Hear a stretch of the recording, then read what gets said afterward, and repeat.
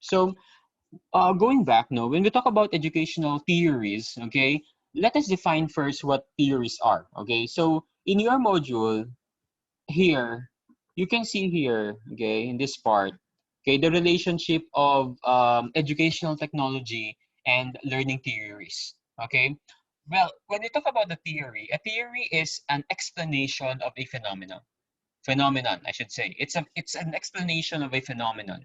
In other words, if you have a problem, if you have a question in mind, then that answer to that question might be a theory.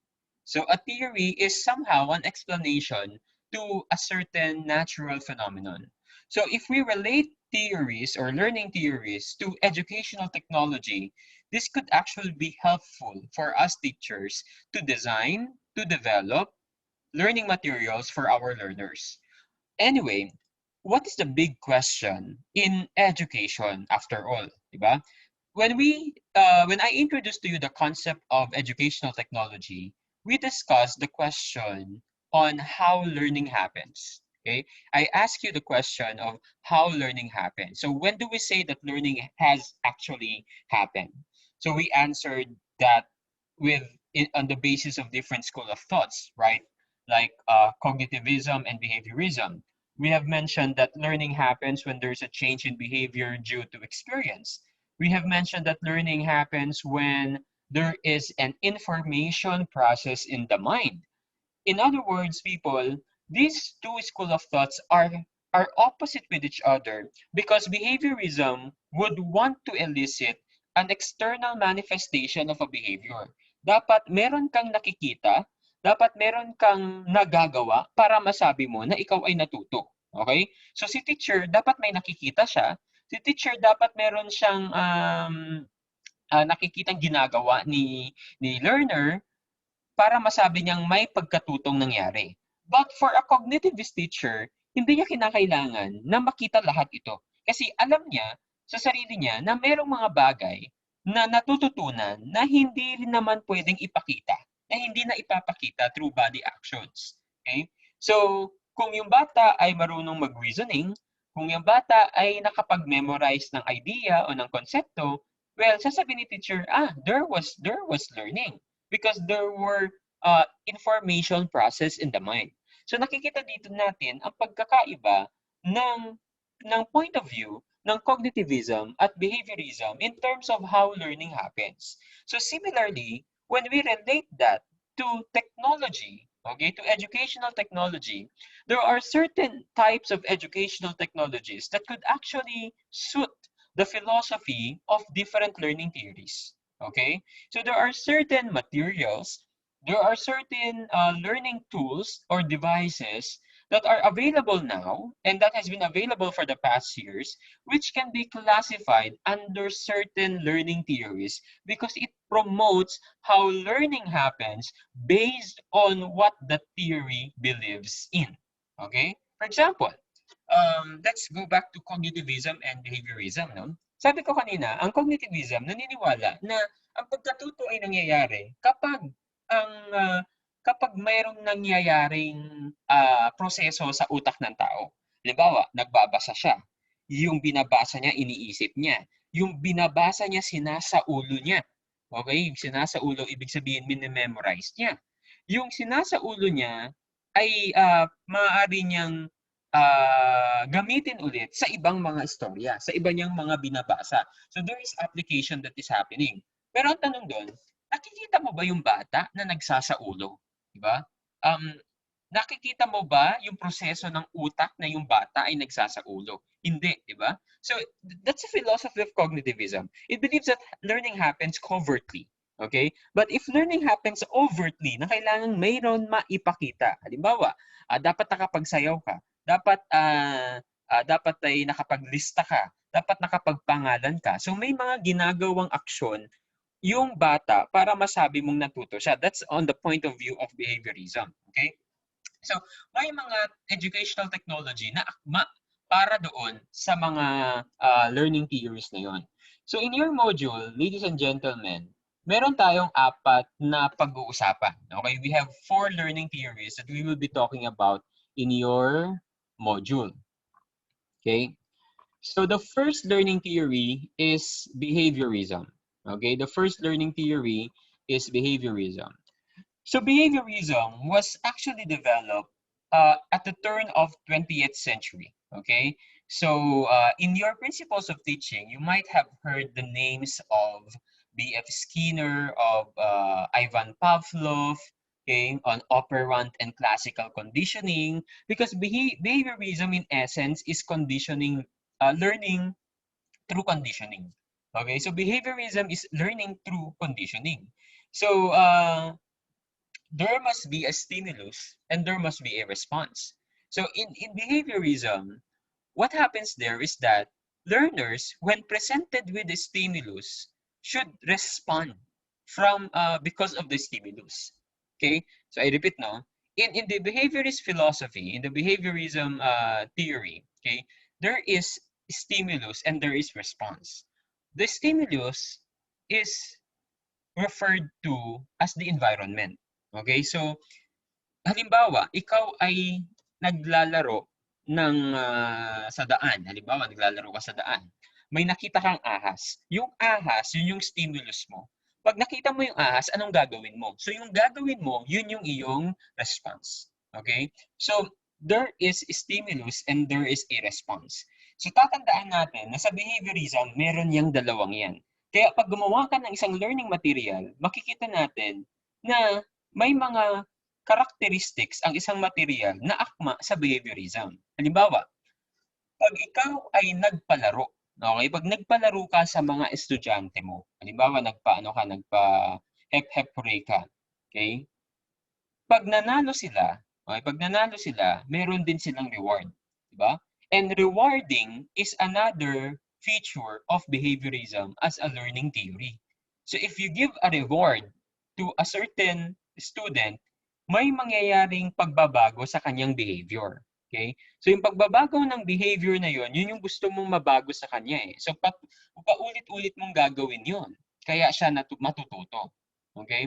So yun yung idea ng behaviorism. So behaviorism, people, again behaviorism, there is a stimulus response. Okay? That's according to classical conditioning. Yung rewarding system naman o yung reinforcement, that's good for operant conditioning. Okay? So nakikita natin dito yung in bold letters. Therefore, learning is viewed as a series of expected responses following conditioning. All right? I don't want to dwell so much on this because in your principles of teaching, you might have heard about this, no? Yung dog experiment ni Ivan Pavlov at saka yung mouse experiment ni B.F. Skinner. Okay? But my point here, ladies and gentlemen, is that behaviorism, okay, elicits response from a certain stimulus. So, kung ang isang teacher, he clings or she clings on behaviorist philosophy or behaviorist learning theory, he would develop learning materials that would elicit responses from their students. Okay, so ano-ano yung mga uri ng behavioral materials na ito? Ano-ano tong mga materials na akma dun sa theory ng behaviorism?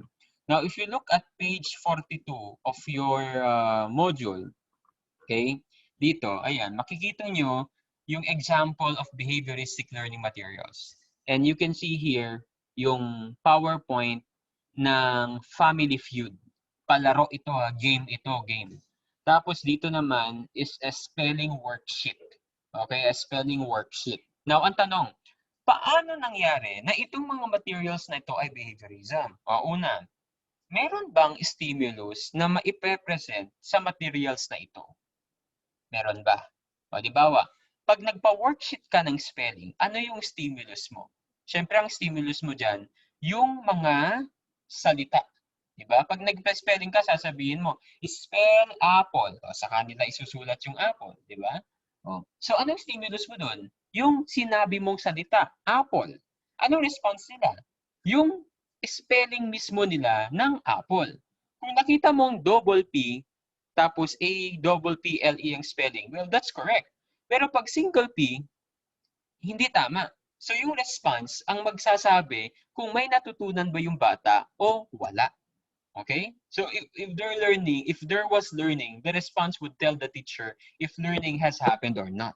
Okay? So that's an example of how behaviorism theory can be transparent to the learning materials of your teachers. Okay? Now, paano naman nagiging behaviorism din ang Family Feud?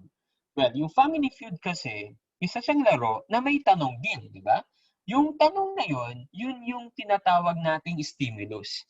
Yung sagot ng bata, yun yung tinatawag nating response. So, in other words, people, in a behaviorist theory, what we always want from our learners is that they should give us a response.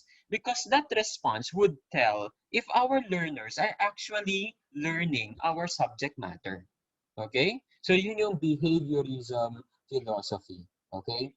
So, what are the implications of the behavioral theories? In page 41, going back there, okay, it determines which cues can elicit the desired responses.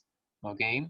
So, ano-ano pa ang mga pinapagawa natin sa mga bata na nag-e-elicit ng response? Halimbawa, uh,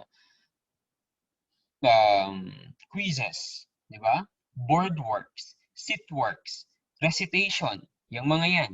Kasi there is a stimulus and then yung response na yon, they are directly observable. Okay? Pangalawa, rewarding. Pag kindergarten ka, tapos perfect mo yung quiz mo, bibigyan ka ni teacher ng star. Anong ibig sabihin ng star? Ibig sabihin nun, good job. So, sa tingin mo, na-satisfy ka eh. Kasi meron kang good job mark. So, in your experience, you will tell yourself, kailangan kong mag 100 ulit sa next quiz ko para may star ako ulit. Okay? So, nagbabago yung behavior mo. Alright? So, yun yung sinasabi nating response ulit. So there are many activities that teachers do in order to elicit what they desire as responses from their learners. Kung ayaw naman nila yung behavior ng bata, punishment. Para pag natanggal, pag pinanish mo, mawawala yung undesired behavior. Okay? So in other words, people, aside from um, stimulus response and rewards and punishment as feature of behaviorism, one feature of behaviorism is that it treats the learner as if they are robots. Okay? Kasi binabago mo yung kanilang behavior. Okay? Tinitreat mo yung learner as if they are robots. Diba? Robots can be manipulated. So you think like your learners can be manipulated as well, like robots, by changing the environment, by manipulating the environment to change their behavior. Okay? For example, how do you behave in a classroom that is clean and a classroom that is so dirty? Ang daming nakakalat na papel. Ang daming nakakalat na hindi naka-erase yung mga sulat sa blackboard, kunwari, di ba? Halimbawa, doon ka sa sitwasyon na yon, how will you behave in a clean classroom versus in a dirty classroom? Oh, diba? You would expect that you will have different behavior in those particular classrooms. So, dun sa malinis na classroom, ano ka, tahimik ka, di ba? Parang di mo ko dudumihan. Dapat di mo madumihan yung classroom na yun kasi malinis yun eh. Pero pag nakapasok ka sa classroom na madumi, madumi na eh. So wala ka ng pake, di ba? Kasi madumi na nga. So dudumihan mo lang din. Okay? O kaya naman mag-iingay ka kasi hindi nga maayos yung classroom. Nagets nyo? So ang teacher, kinakailangan na dapat laging malinis yung classroom niya so that she could elicit what outcomes or what responses she desires from his or from her students. Yun yung point ng behaviorism. Okay? You're manipulating the environment. Okay? You're providing them learning material that would actually change their behavior. Okay? That's number one. Okay, number two, arrange practice situations in which prompts are paired with the target stimuli that initially have no eliciting power, but which will be expected to elicit the responses in the natural setting. Okay? For example, kayo, yung performance-based tasks nyo, okay? Yung mga culminating activity nyo, those are examples of learning experiences that can be classified as a behaviorist learning experiences. Okay? Why? Because there are performances. Because there are actions. Okay? And those actions are actually observable. Nakikita kayo nagsasayaw eh. Okay? And your actions would tell if you are actually learning. Okay? Now, arrange environmental conditions so that students can make their correct responses in the presence of those target stimuli and receive reinforcement for those responses. Okay, so yun yung sinasabi ko kanina, that you are arranging the classroom, you are arranging the environment of your learners to elicit the responses that you desire from them. Okay, so that is on behaviorism. Okay, so tandaan natin na pag behaviorism ang pinag-uusapan natin as a learning theory, we want to manipulate or we want to change the behavior of our learners. Okay, by changing the behavior, it would be we want them to have the desired responses, and that means that we have to present a stimulus to them for a response to happen. Okay, so ganun ang pagtuturo. Okay, so meron kang stimulus at meron kang response. Okay? Cognitivism. Okay, so magkaiba ang behaviorism sa cognitivism. Ang behaviorism, dapat may nakikita ka. Dapat meron kang response from the learner. Ang cognitivism, hindi. Okay, hindi siya yung stricto na dapat meron kang performance, meron kang project, meron kang output, merong nahahawakan, merong nakikitang output mula sa mga learners mo. Hindi ganun ang konsepto ng cognitivism. Why? Because cognitivism focuses on the mind. Okay, on the mind, focuses on the mind. And more specifically, mental processes such as thinking. Okay, ano bang Tagalog ng thinking? Pag-iisip, knowing, kaalaman, memory, pagsasaulo, and problem solving. Okay, anong Tagalog ng problem solving? Pagsosolve. Anong pagsosolve ng problema? Anyway, Ano? Pagre-resolve po. Pagre-resolve ng problema. Hindi ganun ang konsepto ng problem solving. Ang problem solving is you give your students situations wherein they have to solve that situation. Okay, so it works like that. So you give them hindi siya yung parang problem solving sa mathematics na siguro ang konsepto natin ng problem solving ay yung merong worded problem tapos isosolve mo, yun yung problem solving. Hindi. Pwede ring magamit yan sa ibang mga disiplina. Okay, so kunwari, sa English, okay, ganito ang problema ni Mr. Batumbakal. Kailangan niya ng application letter para mag-apply sa trabaho. Pero, hindi niya alam paano gagawin niya. So, anong gagawin mo bilang isang HR consultant, kumbaga? Oh, that's a problem-solving situation. So, hindi lang sa mathematics na gagamit ang problem-solving. Okay? So, pero kung makikita natin dito, no, makikita natin, kung ang behaviorism, tinitignan natin ang ating mga mag-aaral bilang isang robot. Ang cognitivism, tinitignan natin sila bilang isang black box. Okay? Or computer. Okay? Or computer. Okay? Bakit ko nasabing computer? Kasi ganito yan. Okay? Ang cognitivism, nagsisimula, ang pagkatuto mula sa cognitivism, nagsisimula pag yung bata ay open ng senses. Okay? Yung open ng senses. Ang senses natin kasi, ang pinapasukan ng impormasyon. So, papasok yung information, ipra-process dito sa utak, at ise-save dito sa utak. Diba? Pag kailangan na nung bata, halimbawa, tinanong siya ng teacher niya, who is the national hero of the Philippines? Yung bata, i-recall niya yung kanyang na-memorize, yung na-store sa utak niya. Diba? Hindi ba ganun ang nangyayari sa computer nyo? Diba? Pag may computer kayo, o cellphone nyo, na-encode nyo. That's the information inputted in the computer. Input. Okay? Input. Encode. Okay? And then process. And then storage. Okay? Store. Pag natapos mo na, i-store mo, i-save mo na. O, di ba? Nakasave sa computer. O, the next time around na kailangan mo yung file, anong gagawin mo? Bubuksan mo ulit yung file, di ba? Pero pag walang nakasave sa computer, meron ka bang mabubuksan? Wala. Di ba? Ganun din ang tao. Kung walang nakasave Okay? Dito sa utak, well, wala kang mare-recall. Walang knowledge na makakarating sa'yo. Wala kang masasabi o masasagot sa teacher mo. Kasi in the first place, there was no saving of information that has happened in your mind. Okay? So yun yung konsepto ng cognitivism. Okay? So learning is explained as a recall of stored information in short. Okay? Again, I repeat, learning is explained as a recall of stored information. So, ano-ano yung mga activities, okay? Ano-ano yung mga activities na ginagawa ni teacher para sa cognitivism as a learning theory. Okay. Now, according to Thompson, Simonson, and Hargrave in 1992, cognitivism has emphasis on the active involvement of the learner in the learning process. So merong active involvement yung bata. Hindi lang siya yung inuutusan mo. Hindi lang siya yung sinasabihan mo, ito ang gawin mo. Katulad sa behaviorism eh. Kasi binibigyan mo lang sila ng stimulus tapos magre-respond sila from the stimulus.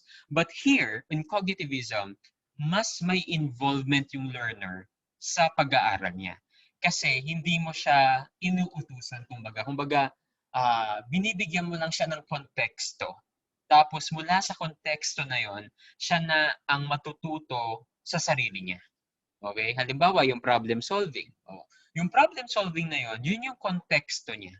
At yung sasagot niya from the problem solving is not just a response the from the problem itself, but you have to think about solutions that would solve the problem at hand. So may pag-iisip na nangyari doon. May critical thinking na nangyari para ma-solve mo yung problema na yan. Okay? So that's one thing about cognitivism. Pangalawa, it has emphasis on structuring, organizing, and sequencing information. Kaya meron gumagamit si teacher ng cognitive strategies katulad ng outlining, summarizing, synthesizing, advanced organizers, and the like. So, limbawa, kung ikaw yung teacher na ina-outline mo yung topics mo, that's a strategy for cognitivism. Sinasummarize mo, sinisynthesize mo. Okay? Advanced organizers. Ang advanced organizers, ito yung mga graphic organizers na ginagamit ni teacher sa classroom to summarize lessons katulad ng concept map, fishbone diagram, Venn diagram, yung mga ganyan. Those are examples of advanced organizers. And they actually are along the concept of cognitivism. Okay? Di ba yung concept map? Yung food chain, halimbawa, na food chain na lang. Yung food chain. Di ba? Yung food chain, pag tinignan mo yun, mapupush kang mag-isip, di ba? Ito pala yun. So, kakainin nito, ito kakainin niya, pagkatapos babalik dito. Okay? So, that's an example of a learning material that's actually under cognitivism as a learning theory. Okay? The third one, creation of learning environments that allow and encourage students to make connections with previously learned material, like analogies. Okay? Or mnemonics. Alam niyo ang mnemonics? Example ng mnemonics, ano yung colors sa rainbow. Para madali nyo matandaan, gagawa ka ng mnemonics, di ba? Roy G. Biv. Roy G. Biv. Ganon. Okay? Or ano naman yung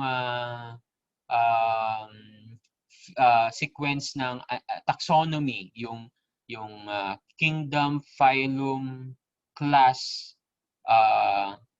order, ano yung susunod doon? King Philip, something like that. That's an example of mnemonic, okay? But I use kapakophagias there, okay? Kapakophagias. Kingdom, phylum, class, order,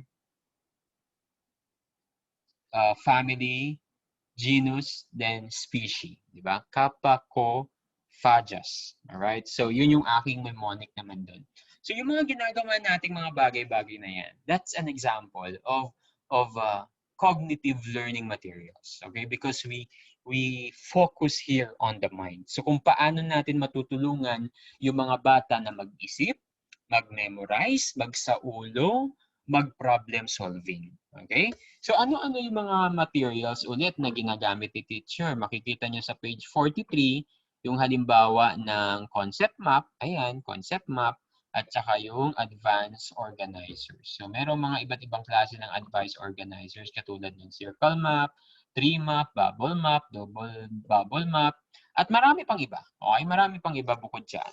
Okay, so depende kung anong gusto mong ipakitang konsepto sa mga bata. So tatandaan natin na ginagawa natin itong mga materyales na ito para mapaigi yung information processing na nagaganap sa utak ng mga bata. Okay? So hindi mo kinakailangan ng response dito eh, di ba? Kinakailangan mo ba ng response diyan? Hindi eh, di ba? Ang gusto mo lang mangyari dito ay magbibigay ka ng learning material, magde-develop ka ng learning material or educational technology that could actually reinforce the thinking of your learners. That's the essence of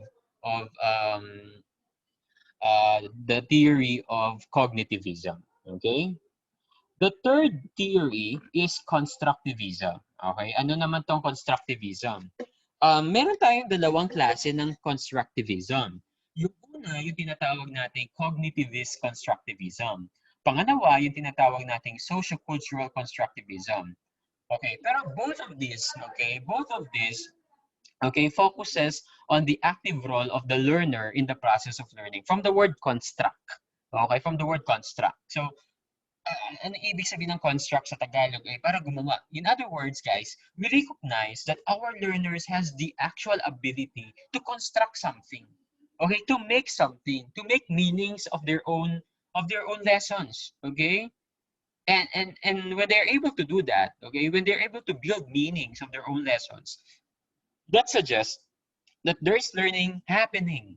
Okay, so we recognize that they have an active role in the learning process. Okay, so what is the difference between constructivism and sociocultural constructivism?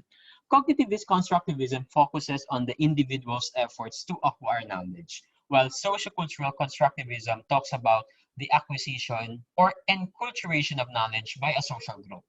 So cognitivist constructivism is individual, is focused on the individual himself or herself.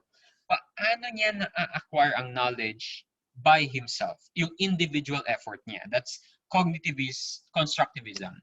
While for sociocultural constructivism, how do learners, okay, acquire knowledge with the help of his peers or of the social group?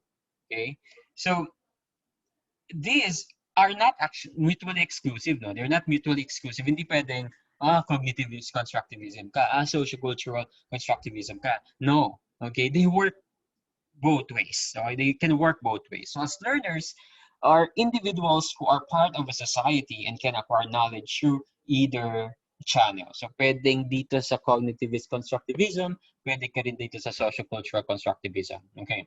So ano-ano yung mga ginagawa ni teacher na merong relasyon, okay, that is very related to the learning theory of constructivism.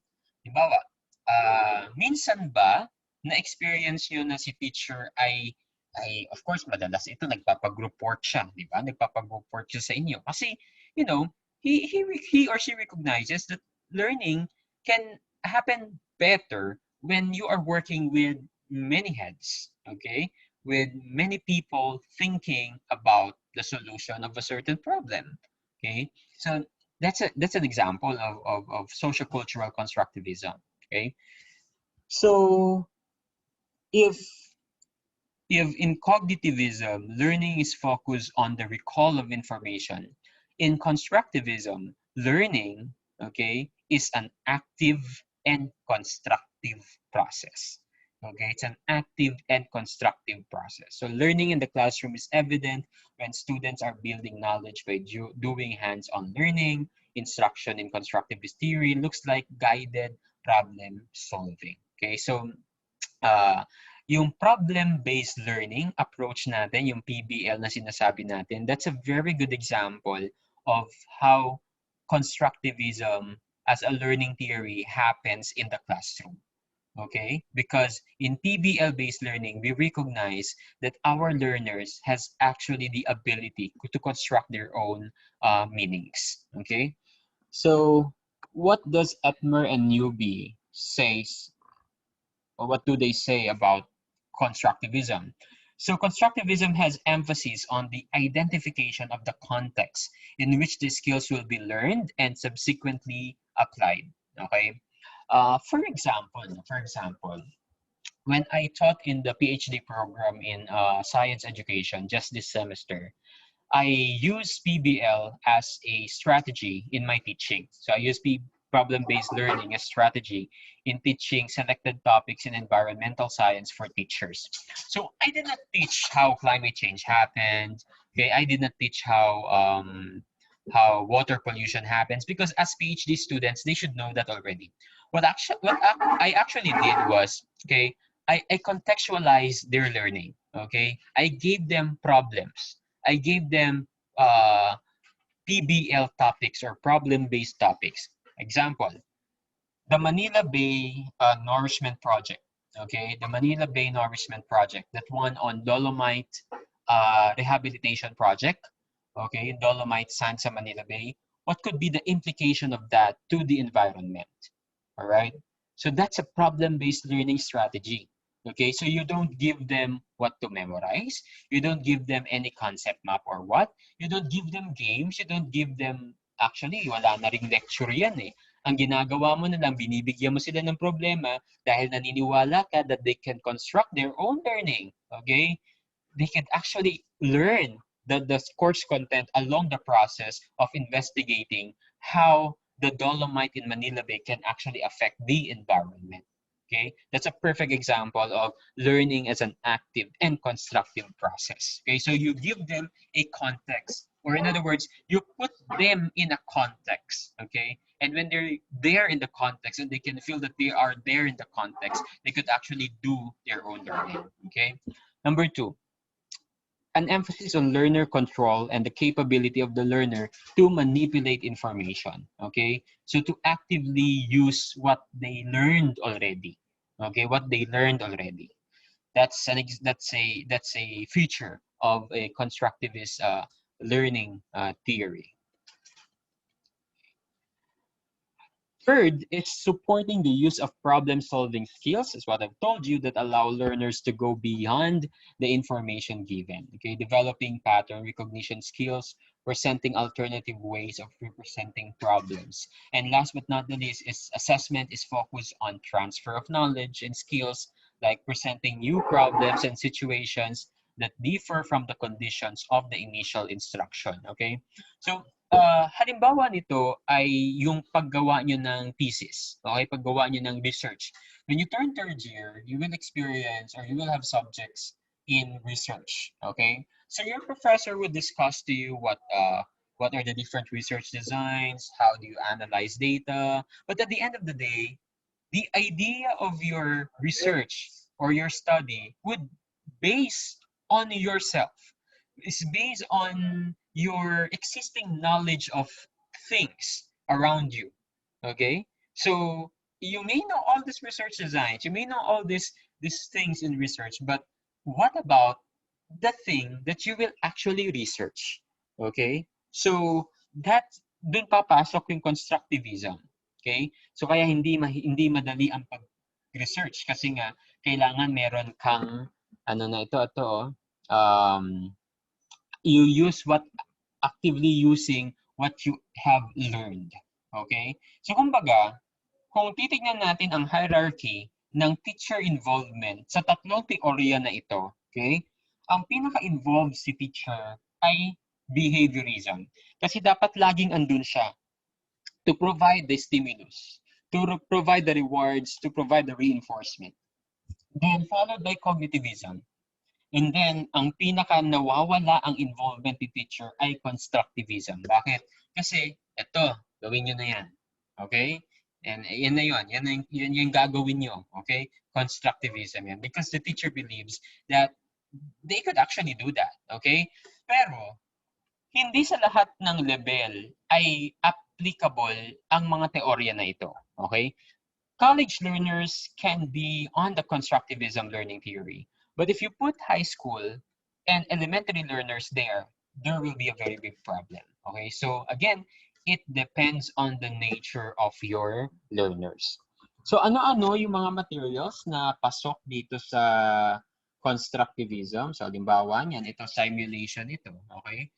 In physics, for example, minsan ginawa ko to eh. I did not teach my students. Okay? I gave them worksheets. Okay? I gave them worksheets. So the worksheets there have merong mga merong mga instructions. Okay, may mga instructions doon. So gagawin nila 'yon, and then after the worksheet may mga questions. Okay, may mga questions doon na sasagutan nila based on the simulations that they did. Okay, based on the experiments that they did. So through that simulation, they were able to learn the actual concept. So did the teacher teach? No. He just facilitated. He gave the material so that the learners will teach or will learn by themselves. Yun yung idea ng constructivism. Okay? So, yun nga, this is an example of that. This is PhET simulations that you can use in chemistry teaching and in physics teaching as well. Cognitive apprenticeships, okay? So some of the specific strategies utilized by constructivists include situating tasks in a real-world context. So, yung OJT nyo, yung on-the-job training, yung internship, those are examples of constructivist strategies. O, bakit? Di ba pag ka-OJT ka na, andun pa ba si teacher mo para magsabi ka nung gagawin mo? Hindi. Ikaw na bahala dun. Kung may problema, ikaw, solusyonan mo yung problema na yun. Okay? And that is a manifestation that, you have earned all the necessary skills, knowledge, and attitude para gawin mo yung bagay na yun. And andun ka para i-apply mo na yung mga natutunan mo. Okay? So those are examples of constructivist teaching and learning strategies. Okay? Now, so those are the original. Okay, yun yung tatlong original na teorya sa educational technology. Behaviorism, Cognitivism, and Constructivism. Pero, ngayon, at 20th century na, 21st century na, because of the advances in our society, may nag-sprung na isang teorya, and that is Connectivism. Okay? Connectivism. Connectivism is a relatively new theory. Okay? It's the theory for the digital age, as they say. Okay? So ito ay dinevelop ni George Siemens noong 2003. Okay? So 2003, 21st century nga. Okay?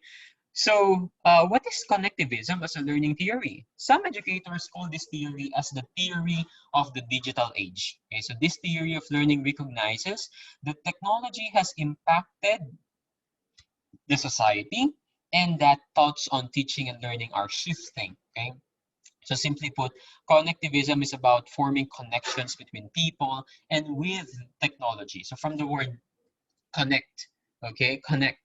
Okay, so you connect people together, you connect students together, you connect professionals together. And how can we do that? Through technology, okay, through technology. So we use technology as a channel, okay, we use technology as a channel for us people to connect with each other, okay. In other words, people, when we design now our learning environment, okay, we're considering the theory of connectivism, we now adopt learning environment that allows networks and communities to grow inside our classrooms. Okay? Pero mahirap gawin ito because it's with the use of technology, And for the Philippines, for the case of the country, internet connection nga, mabagal na, wala pang yung mga estudyante natin, wala rin namang mga devices. So, this could be done in other countries, but maybe in the Philippines, but maybe in the next 10 or 20 years, okay? So, in connectivism, it defines learning, or how does learning happens. It occurs through its distribution within a social and technologically enhanced network. Learning takes place through the recognition and interpretation of patterns. Okay, so to do this, teachers should take the following roles. Number one, help students learn from each other, and form suggestions from suggestions you offer. So it's like a combination of constructivism and cognitivism, okay? Encourages learners to critically evaluate sources suitability. So nakikita mo na kailangan alam ni learner na mag-evaluate kung tama ba yung ginagamit niyang source o hindi. Assist learners in forming connections and creating learning networks. Direct learners to resources and learning opportunities, and creates learning resources and expose learners to critical ideas, concepts, and papers within a field, okay? So this is a very ideal classroom. But in the next years, we will appreciate this, okay, how this happens. Um, Ganito ang scenario niyan. Pagpapasok ko sa eskwelahan, okay, ang teacher, magbibigay na lang siya kunwari ng link sa mga bata. At yung link na yun, yung ifa-follow ni learner para ma-navigate niya yung lesson or yung subject matter sa araw na ito. And while navigating, he will be communicating or building networks with his or her classmates inside the classroom or even outside classes. But that can only be possible if there is technology suitable for that kind of learning environment in that particular environment. Okay, so yun nga, it's a combination or it's a synergy of technology, okay, and learning. So it's a theory for the digital age, ika nga. Okay? So ano-ano yung mga ginagamit ni teacher para sa ganito? Yan, Facebook, blogs, Google. Sir, di ba nagfe-Facebook na tayo ngayon? Nag-LMS na tayo ngayon. Ito, Zoom na tayo ngayon. Ito ba ay pwedeng matawag nating connectivism? Ang sagot dyan ay pwede, pero siguro 5% lang. Kasi ito nga, meron tayong gamit na technology, meron tayong communication with each other. I can connect with you through the technology. I communicate with conferencing tools, with chat tools, with messenger tools, with Facebook or other social learning groups or learning management systems. However, do we have the ability to actually collaborate with each other? Meron ba tayong network? Meron ba tayong link with each other? Katulad nyo, sa inyo. Pag meron kayong pag meron kayong essay, like that, are you given the chance to actually collaborate with each other with the technology? So yung Google Docs nyo, may collaborators ba kayo sa Google Docs? Halimbawa, lagyan nyo na ng chapter 1 yung ganito. Siya ang gagawa. O i-edit mo na, siya ang gagawa. So even without you being physically together, you can do it at home because by the use of technology. Those are examples of how connectivism happens. Okay? So those are the 4 learning theories in educational technology and the different learning strategies or learning materials that teachers could actually develop that is related to these 4 learning theories. Okay? So I hope that I was able to shed light on these topics on topic 1 of your unit number 2. Okay? Do you have questions?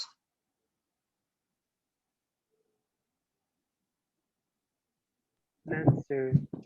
Okay, kung wala, may tanong ako. Okay, ang tanong ko, having known those 4 learning theories in educational technology, okay, do you think that there is a theory superior or inferior over the other theories? If you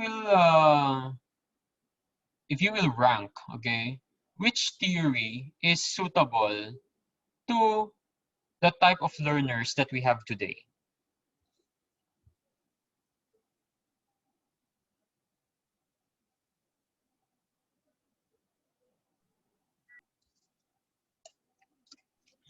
Who wants to answer? Sir, ako po. Connectivity, sir. Who is that? Ryan Baligot. Ryan Sige. muna, and then I'll call Christine. Okay, Ryan? Connectivity, sir. Connectivism, not connectivity. Connectivism. Sorry, sir. Why? Why connectivism? Yeah, because people connect with through technology, sir, nowadays. Okay, and that's applicable. Yes, sir. All right. What about Christine? For me po is yung cognitivism. Oh, okay. Kasi po sir, kagaya po nung ginawa namin kay Sir Ferdy kanina, Mm-hmm. yes, we use we use Google Meet. Pero po Mm-hmm. yung interpret, nasa amin po yung pag-interpret ng dance terms namin and Okay. gagawin lang din namin in our own ways or based on our understanding. Very good, Christine. No? You just applied what you have learned from me, no? Yung dance interpretation, that's an example of cognitivism. Bakit? Nagsayaw ba si Sir Ferdy sa harap nyo? Sinabi niya ba kung anong gagawin nyo? Yes, sir. Yes, sir. Hindi, di ba? Pina-interpret niya sa inyo. That's very good. Pero, paano kung si Sir Ferdy mismo ang nagsabi, ito yung step na ganito. Is that still cognitivism in essence? Behaviorism na po, sir. Behaviorism. Very good, Christine. That's nice. Okay? What about yun sa mga kapatid niyo sa elementary at high school? Anong theory ang namumutawi ba ang term? Ang very transparent or is applied in their Behaviorism, sir. actual situation? Princess. Behaviorism, sir. O bakit naman? Sir, kasi sabi mo kanina, for example, yung pagbibigay ng reward, sir. So, namomotivate yung mga bata, sir, na mag-strive para makapag-learn, para makuha sila ng stars, sir. Okay. Sa teacher, sir. Alright, good. Okay, thank you, Princess. What about Gerald? Gerald, are you trying to answer? Sir, for me is constructivism, sir. And why is that? Sir, because sa high school, sir, parang sir, modular sila. Then parang yung mga learners, parang sila na lang laga pa yung nag-answer or nag-construct ng kanilang mga learnings towards yung binigyan nilang modules. Tama naman yan, di ba? Constructivism kasi may mga problem sets na, sila na lang bahala, di ba? Yes. Okay. Okay, thank you for your answers. No, well, I think with those answers, I can say that you guys have a, siguro, let's say, 90% understanding. Di ko pa masasabi kung na-understand niya talaga. 90% understanding of the differences of those four learning theories. But if there's something that bothers you, do you have any question about those four learning theories?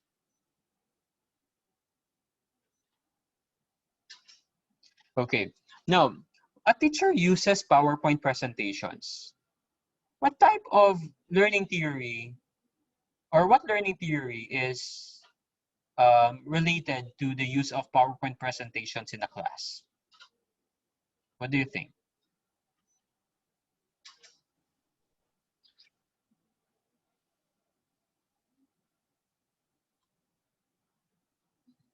Jamaica, are you trying to answer? Connectivism, sir. Connectivism? Uh-huh. Ano? Di ba pagka PowerPoint lecture lang, ganun yan, di ba? Depende kung anong gamit siya sa PowerPoint, ha? Pero kung pag games yan, iba yon. Ano kung lecture lang, ganyan?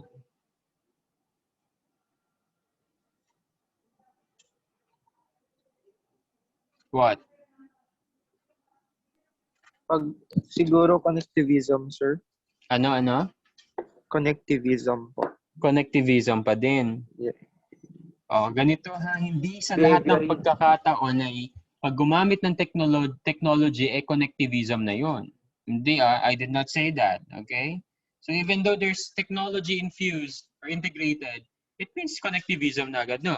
Kasi pag connectivism, there must be links, okay? There must be connection, there must be a network with students, with teachers, with professionals all around the world. But in that particular case, there's no linking, okay? There's no networking that has happened, okay? Yeah, Christine, you want to say something? Sir, siguro po, para sa akin is cognitivism po. Cognitivism, and why is that? Sir, kasi yun nga po, kagaya ng sinabi mo, sir, is pure lecture lang. And parang hindi ko alam if kung depende din sa student if yung yung understanding ng student is yun din po yung naiintindihan. I mean sir, yung ina-explain ng teacher is na naiintindihan din po ba ng students or what po? All right, Parang, because you cannot see it, right? yes sir. And that's an example of what kind of behavior? Covert or overt behavior? Sir, ano po yun? Overt, sir. That's a covert behavior. So do not forget that, ha? When we talk about overt behavior, those are behaviors that you can actually observe. Like for behaviorism philosophy, yun nga yun, di ba? Pag covert, those that you cannot observe, like thinking, mga ganyan. Okay? Okay, journaling. What about journaling?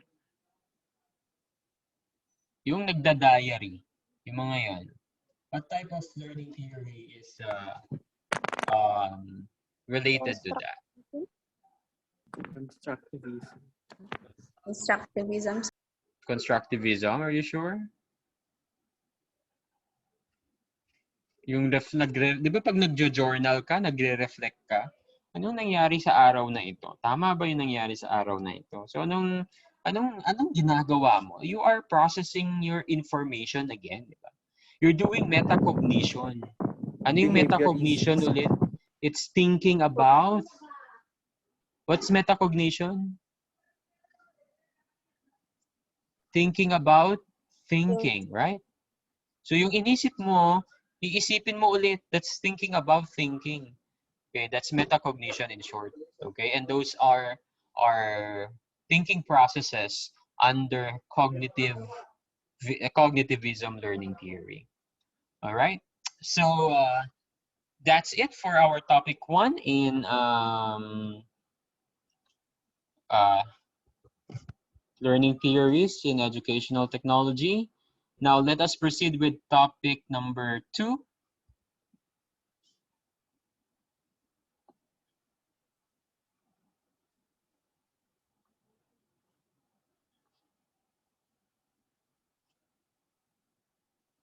Okay. So the second topic is Dale's Con of Experience. So have you seen the Dale's Con of Experience?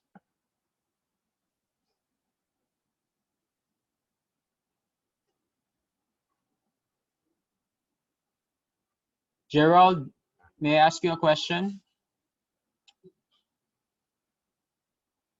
Sir, Based on your reading of the Dale's Con of Experience, what can you say about it? What is it? What does it say to teachers?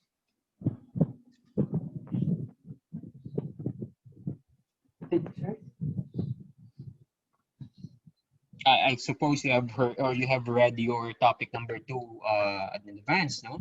So what does the Con of Experience tell or say to teachers? What does it say to teachers? Or what does it mean for teachers? How can teachers use the Dale's Con of Experience?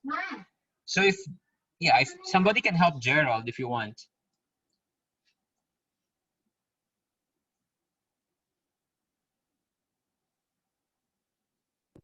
Sir, for me, sir, according to the scholar experience, teacher's basis of learning is through experience based. Ano?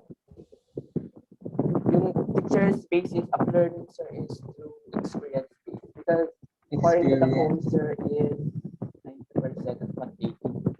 So for me, sir, it's about their performance experience. And less of them is Okay, Gerald, your answer, your voice is not really cannot really hear your voice. But anyway, thank you for your answer. Okay. May I ask another? Can I hear from Ruby Joyce? Is Ruby Joyce here? Yes, sir. Oh yes. What have you heard or have you read already? Topic 2. Yes, sir. And what can you say to the con of experience? How can teachers use this one? By sir, with this Dale's con of experience, you Mm-hmm. can set your instructional design Mm-hmm. and you can set your strategies on yun sir, on instruction, on giving Very your yun sir. Yes, very good. That's a nice answer. Tama, okay?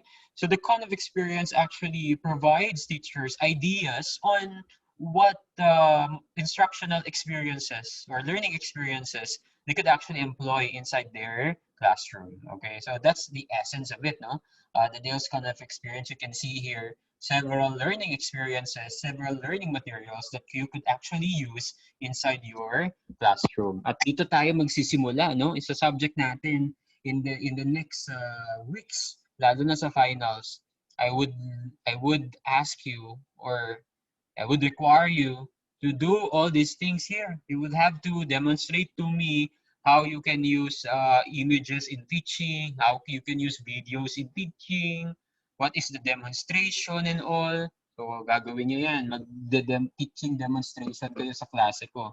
Okay, but before that, you have to know how to make a lesson plan. Okay, so we will have a special topic on how to make a lesson plan. So let us discuss first the con of experience. Okay, so the con of experience was developed by Edgar Dale in 1960s. Okay, so in the con of experience, okay, it essentially presents to teachers, okay, the different learning experiences that they can actually implement inside their classroom. But the feature of this cone is that it arranges the experiences based on certain qualities. Kaya siyang cone. Kita nyo, di ba, cone? Sir, bakit hindi pwedeng circle? Bakit hindi pwedeng hindi pwedeng rectangle o square? Bakit kailangan cone? Look at this. The idea is Edgar Dale, okay? Edgar Dale arranged these experiences in this way because these experiences at the bottom of the cone requires more senses. Okay? It actually involves more senses. And habang ikaw ay tumataas, okay, yung mga senses na ginagamit sa mga experiences na ito ay nababawasan. Okay? Kaya dito, mapapansin nyo sa bottom of the cone, the area here is too large, di ba? The area is wide. But if you go higher from the bottom of the cone to the top, ano ang area ng reed, di ba? Sobrang liit na lang. That symbolizes how much of the senses are involved while doing the experience from the bottom of the cone to the top of the cone. Okay? In essence, we call that abstraction or concreteness. Okay? Yung mga experiences na nasa baba ng cone of experience, ito yung mga tinatawag nating concrete experiences. At yung mga nandito naman sa taas, ang tawag natin sa kanila ay yung mga abstract experiences. Okay? So, anong ibig sabihin nun, no? Anong ibig sabihin ng abstract tsaka concrete?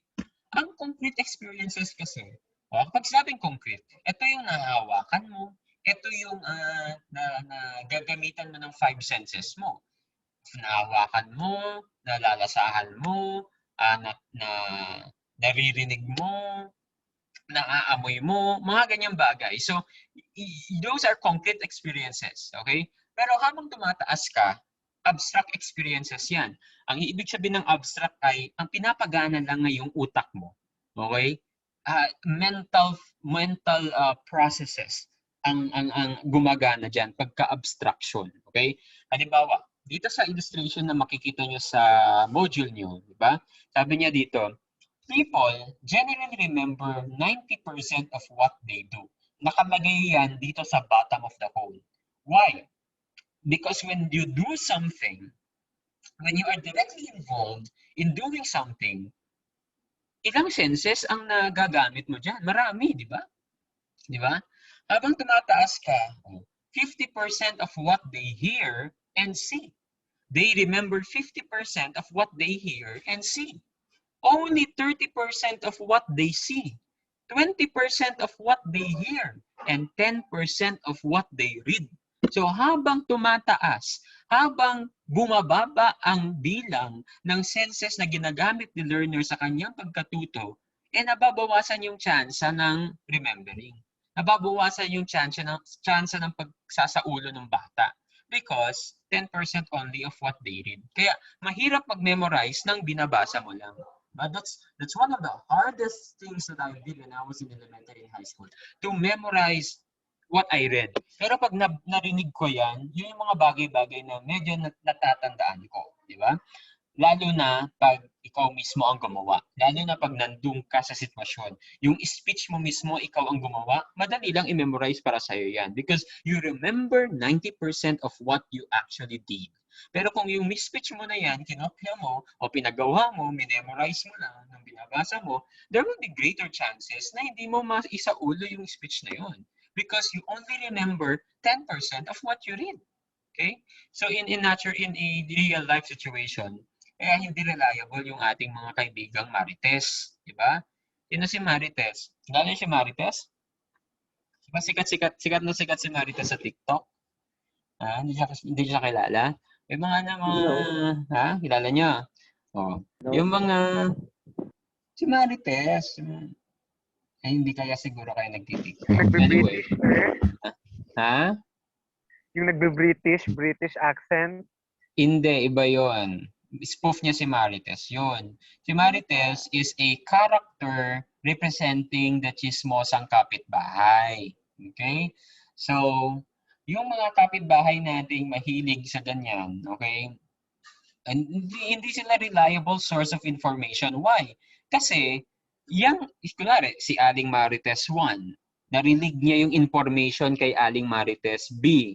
Tapos, isi-share niya kay Aling Marites C. O, sabi dito, 20% of what you hear only you can remember. So yung nasabi nung unang source mo, hindi mo talaga masasabi buong buo dun sa pagsasabihan mo ulit because you only remember 20% of what you hear. Okay? So, pag tayo ay nagde-design ng learning material para sa ating mga estudyante, we make sure that we utilize more of their senses kaysa sa ilan lang yung senses na involved sa kanila. Okay, so we utilize more of their senses. Okay? Mamaya sabihin nyo, Sir, ba't ka nagpapa-podcast sa amin? Yun, baka yan ang tanong nyo sa akin, ha? Because I handle your assessment.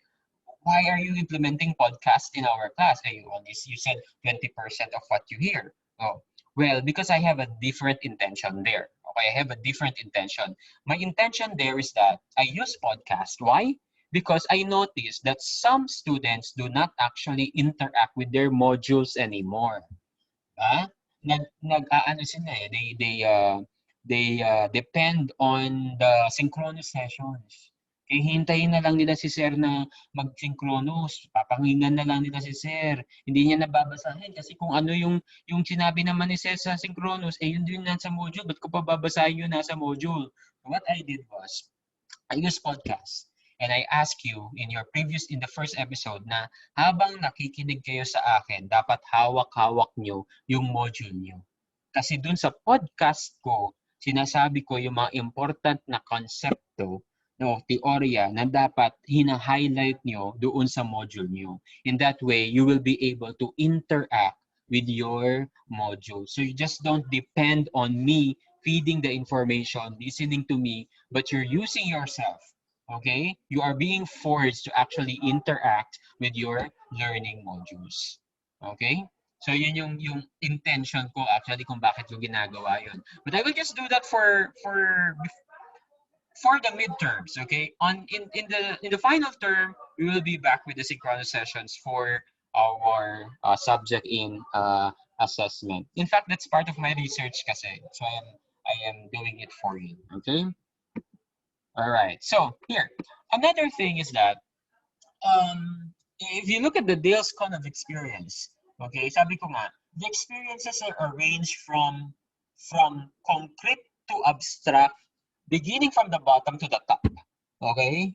Beginning from the bottom to the top, it arranges the experiences from concrete to abstract. So yung mga nasa baba, yan yung mga concrete experiences natin. At yung mga nasa taas, ito yung mga abstract experiences natin. For you to understand better, for example, imagine your classroom when you were in elementary. Okay, how does it look like? Diba? Ang daming pictures, ang daming bulletin boards, ang daming design sa loob ng classroom, right? Pagdating ng high school, meron pa ba? Meron pa rin, right? Mga konti na lang. Pero pagdating ng college, do you still see those materials posted on the walls of your college classrooms? No, di ba?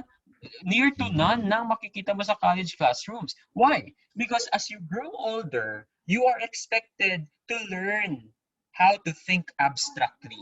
That even without presenting a stimulus to you, or even without presenting a real model or a picture of a certain concept or theory to you, you would know how it looks like. Okay? For example, can a 1-year-old or can a 4-year-old child know something about the solar system if he or she does not know something about the solar system? No, it would not have any meaning at all kung ano ang solar system. Pero pag nagpakita ka sa kanya ng picture o ng video ng solar system, may mabibuild na schema dun sa bata. Okay? The next time around, sasabihin mo, solar system. Merong mental image na mabubuo sa utak ng bata that is related to solar system. Okay? To build schema, to build information in the mind of the child that this is the solar system. Para sa susunod na ma-encounter niya itong idea na ito, hindi niya na kailangan balikan yung picture na yun para alam niya kung anong ibig mong sabihin. Yun yung abstraction. So from concrete materials, you are beginning to think abstractly. Okay, you're beginning to think abstractly. Okay? Kaya sa elementary schools, kailangan ng pictures. Kasi hindi alam ng bata kung ano sinasabi mo eh. Kaya pinapakita mo muna sa kanya. Tapos, kalaunan, unti-unti mong tatanggalin yan. Kaya pagka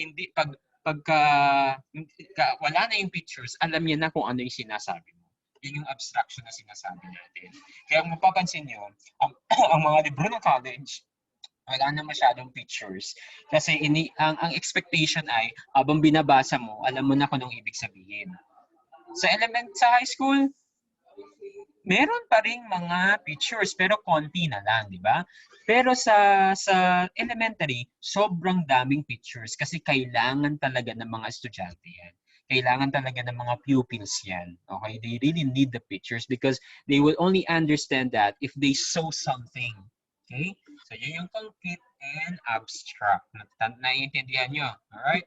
So, ito yung mga learning experiences. Okay? Beginning from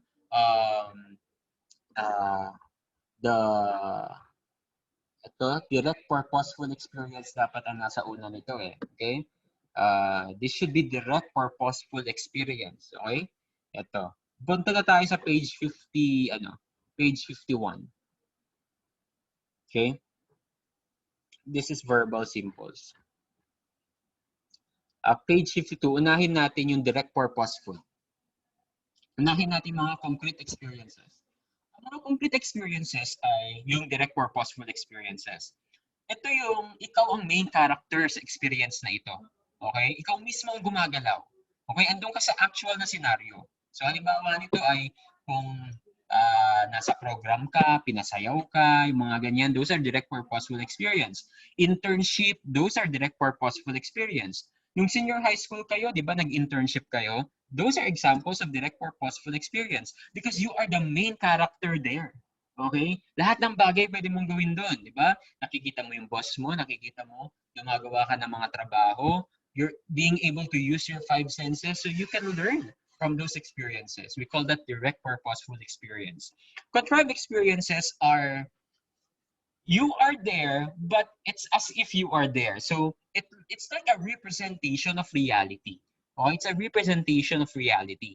Halimbawa nito yung mga models natin, simulations natin. Okay?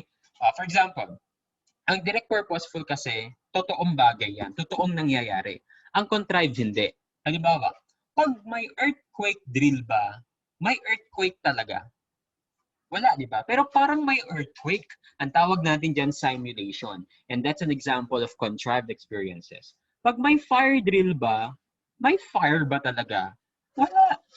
Fire drill nga eh. Okay, so contrived experiences yung mga yan. Another example are models. Yung planetang Earth, yung model ng planetang Earth, is that the real Earth? Of course not, because if that's the real Earth, we would not be here anymore. Okay, so it's like the real Earth. Okay, it's a model, and we call that contrived experiences. Okay, and then we have dramatized experiences. Okay, dramatized experiences are role plays, pageants, mga ganyan, o reconstructed experience. Yung mga teachers natin nagpapa-role play, puppetry, those are dramatized experiences. Field trips naman or excursion visits or study trips, okay?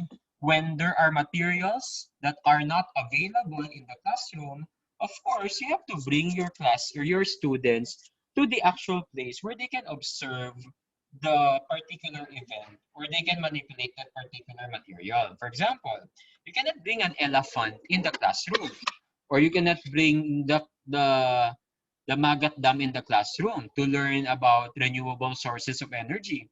So you might as well design a field trip plan for your students. You go to Magat Dam, and that's an example of field trip.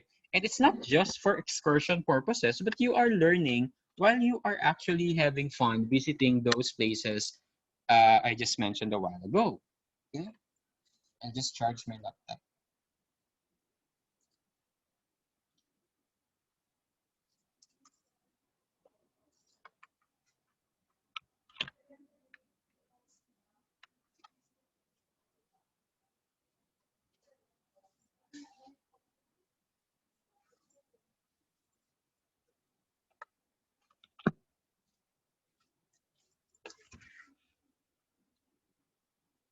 Okay, it's almost time.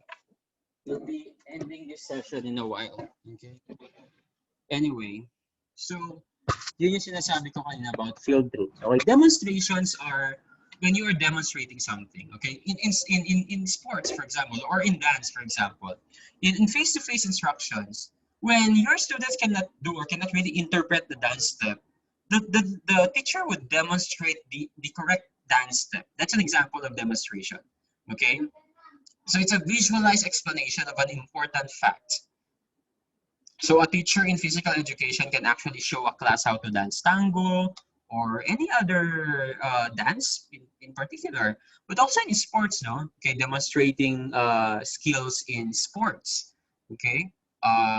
Demonstrating how to pitch a ball, how to catch a ball, for example. So when your teachers demonstrate or show you those particular skills in sports, that's an example of demonstration, okay? Upward are exhibits. So exhibits are like in museums, so displays of learning materials. Okay, and then we have televisions and motion pictures. You know what televisions are and motion pictures, but for educational purposes. And then we have recordings, still pictures, and radio. But I would like to focus on visual and verbal symbols. Ano pagkakaiba ng visual symbol at verbal symbol? Now, when we talk about verbal symbol, these are more abstract than visual symbols. Because for visual symbols, looking at them, you would know the meaning already. But for verbal symbols, you have to read it first to be able to know the meaning of it. For example, yung symbol na may sigarilyo sa gitna, tapos may red line in between the cigarette, tapos may circle. That's an example of a visual symbol. Okay? At pag nakita mo yun, ibig sabihin, no smoking. Ang verbal symbol ay nakasulat sa pader, no smoking. That's a verbal symbol. Okay? And so you have to read it para malaman mo kung anong ibig sabihin nun. Okay? Paano kung hindi mo alam kung ano ba ang sigarilyo? Wala kang conception kung ano yung sigarilyo. You would not know what it means. Okay? So verbal symbols are more abstract than visual symbols. Okay? So yung mga logos, icons, yun yung mga visual symbols. Pictures, hindi yan visual symbol. Magkaiba ang picture sa logos or icons. Okay? Yung pictures, na-categorize siya under still pictures. Okay? So kung makikita natin, habang pataas tayo, bumababa ang bilang ng mga senses na involved. Halimbawa, pag ikaw ay nagbabasa sa verbal symbols, anong ginagamit mong senses? Mata lang, di ba? Hindi mo ginagamit yung sense of taste mo. Hindi mo man tinitikman yung libro, di ba? O yung sense of touch mo. Hindi mo man kinakapa o sensually touching the book. Of course, you don't do that. Okay? So just use your eyes to learn the material. Okay? That's verbal symbols. Pero pag yung visual symbols naman, mata din yan. Yung television and motion pictures, so, syempre, mata at saka tenga. So habang nakikita mo, naririnig mo rin kung anong nangyayari. So you will remember things that you hear and you can actually see than just seeing it. Okay? So yun yung idea ng con of experience. So from the con of experience, we could actually extract different learning materials. But as we go with our lesson, we'll get to know those materials under the bonds in the con of experience. Okay, so in summary, the con of experience by Dale is a very useful tool for teachers. It can help educators make decisions about resources and activities. And as a pre-service teacher like you can start asking yourself the following when deciding on the learning experiences you will employ in your class. Okay, and what are those questions? I think it's here. Okay, you ask yourself, where will the students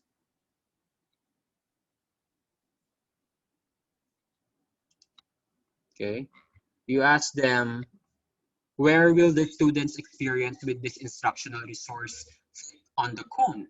How far is it removed from real life? Because as much as we want to make the experiences near to the real life, near to the bottom of the cone.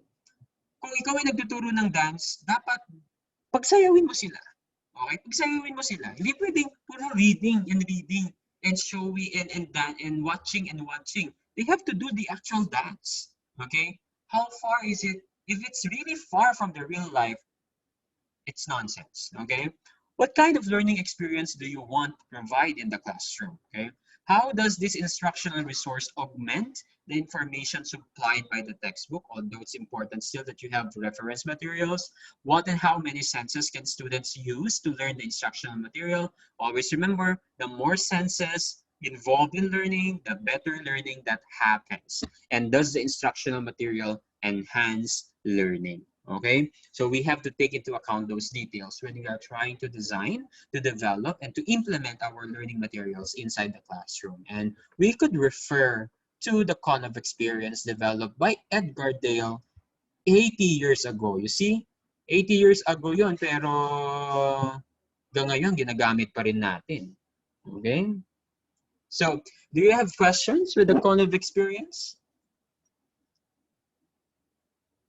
None? Okay, on Friday, expect for another quiz for topic 1 and 2 for unit 2 in educational technology. Okay? So yung mga diniscuss ko, yan ang lalabas sa inyong quiz on Friday. Okay? Any question? None so None so far. All right. May I request everybody to please open their camera for documentation?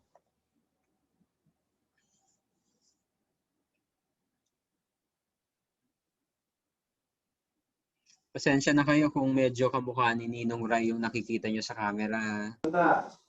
Kasi pangit yung angle ng ng camera ng laptop. Okay? Okay, in 3, 2, 1, smile. Isa pa. Isa pa. Okay, I hope that you guys have learned something today. And to manifest your learning, leave a comment on our chat there sa Zoom natin as your attendance for today's discussion. Okay? So just a short comment, 1 or 2. Okay? And then once you're done, you can actually leave our Zoom session. Okay?